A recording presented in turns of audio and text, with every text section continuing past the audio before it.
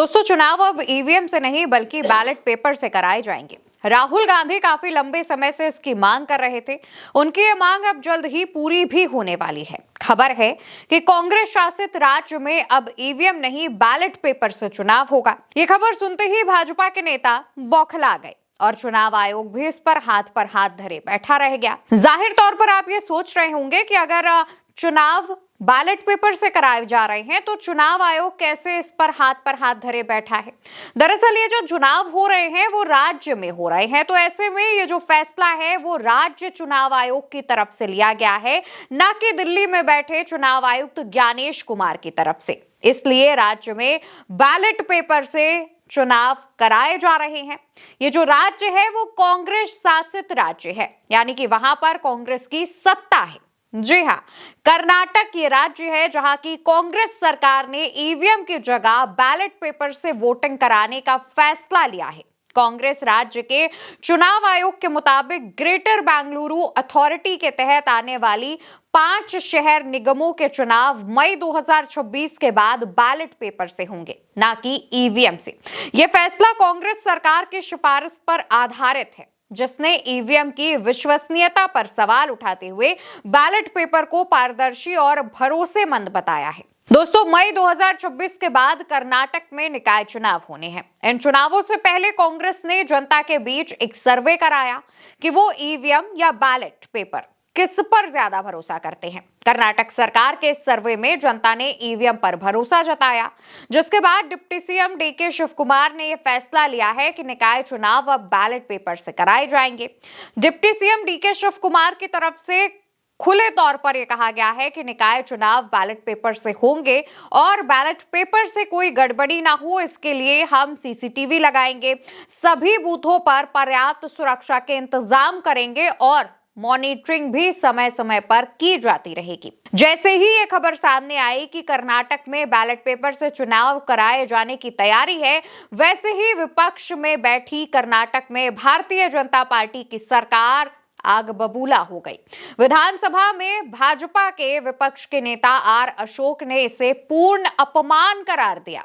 Media reports के मुताबिक कहा गया है कि कर्नाटक की सरकार जनता को गुमराह करना चाह रही है, जिसके बाद कर्नाटक की सरकार और देश भर की कांग्रेस सरकार भाजपा से यह सवाल पूछ रही है कि कहीं ऐसा तो नहीं है कि आप समझ गए हैं कि ईवीएम से चुनाव ना कराकर अगर हम बैलेट से चुनाव कराएंगे तो आप बुरी हार सकते हैं, इस वजह से ही आप बैलेट पेपर का विरोध कर रहे हैं। दूसरी तरफ कर्नाटक में मंत्री कांग्रेस नेता प्रियंक खड़गे कहते हैं कि अमेरिका, ब्रिटेन, जर्मनी, फ्रांस और जापान जैसे कई ऐसे लोकतांत्रिक देश हैं जो अभी भी बैलेट पेपर का इस्तेमाल करते हैं। वहां पर मजबूत ऑडिट सिस्टम है। प्रियंक का कहना है कि भाजपा ने ईवीएम को हथियार बना लिया है और इसी वजह से जनता का ईवीएम पर से भरोसा उठ गया है और यही कारण है कि वो कर्नाटक के निकाय चुनाव में ईवीएम के बजाय बैलेट पेपर का सहारा ले रहे हैं। दोस्तों, आप जानते हैं कि पिछले कई सालों से ईवीएम की विश्वसनीयता पर सवाल उठते रहे हैं। लगातार विपक्ष की तरफ से कहा गया है कि चुनाव जो है वो बैलेट पेपर से कराए जाए। खुद राहुल गांधी भी इस बात को कई बार उठाते रहे हैं। संसद में भी उन्होंने यही बात दोहराई थी कि ईवीएम की विश्वसनीयता कम होती जा रही है। विपक्ष में बैठे समाजवादी पार्टी के नेता अखिलेश यादव ने भी कहा था कि वो अगर लोकसभा के चुनाव में उत्तर प्रदेश की 80 की 80 सीट भी जीत जाए तब भी वो ईवीएम का फैसला नहीं मानेंगे।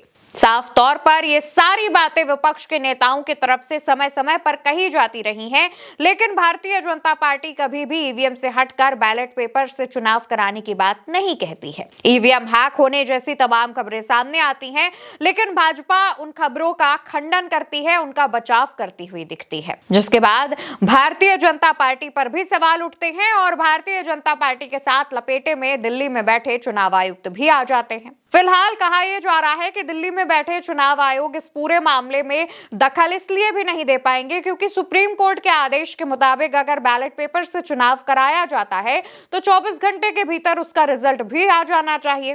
कहा यह जा रहा है कि निकाय चुनाव दिन में कराए जाएंगे और शाम तक उसका रिजल्ट घोषित कर दिया जाएगा, तो ऐसे में बैलेट पेपर से चुनाव आसानी से संपन्न हो सकते हैं। अब मीडिया में चर्चाएं ये भी चल रही हैं कि कर्नाटक में ऐसा करने के बाद कांग्रेस की सरकार कई और राज्यों में इसकी तैयारी करेगी। खासतौर पर सबसे पहले उन राज्यों में जहां पर कांग्रेस की सरकार है, वहां पर कांग्रेस धीरे धीरे बैलेट पेपर चलन में लेकर आएगी, ईवीएम का बहिष्कार करेगी और बैलेट पेपर से चुनाव कराएगी।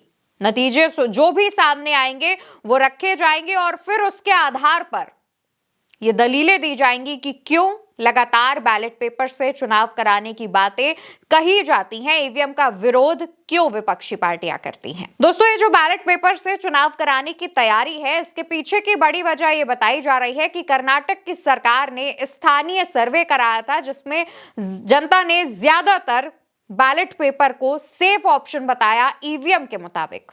इस वजह से ये जो जनता ने फैसला दिया है वो मानते हुए कर्नाटक की सरकार ने ये फैसला लिया है। कर्नाटक की सरकार, जिसके मुख्यमंत्री सिद्धारमैया हैं, deputy CM DK Shivakumar हैं, उन्होंने अब बैलेट पेपर से चुनाव कराने की तैयारी कर ली है। उनका कहना है कि सिस्टम जो है वो पूरी तरीके से सील पैक्ड होगा। किसी भी तरीके की गड़बड़ी की अगर संभावना भी होगी तो हम उसे सुनिश्चित करेंगे कि वैसा कुछ ना होने पाए और वहां पर पर्याप्त सिक्योरिटी इंतजाम कराए जाएंगे।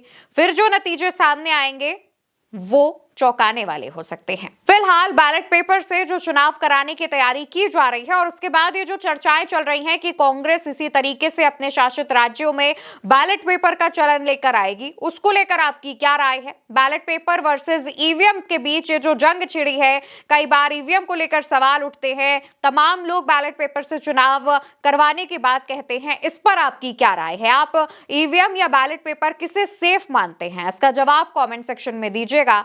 वीडियो उल्टा चश्मा यूसी पर देख रहे हैं या आज से चैनल को सब्सक्राइब कीजिएगा, वीडियो को शेयर करिएगा। नमस्कार।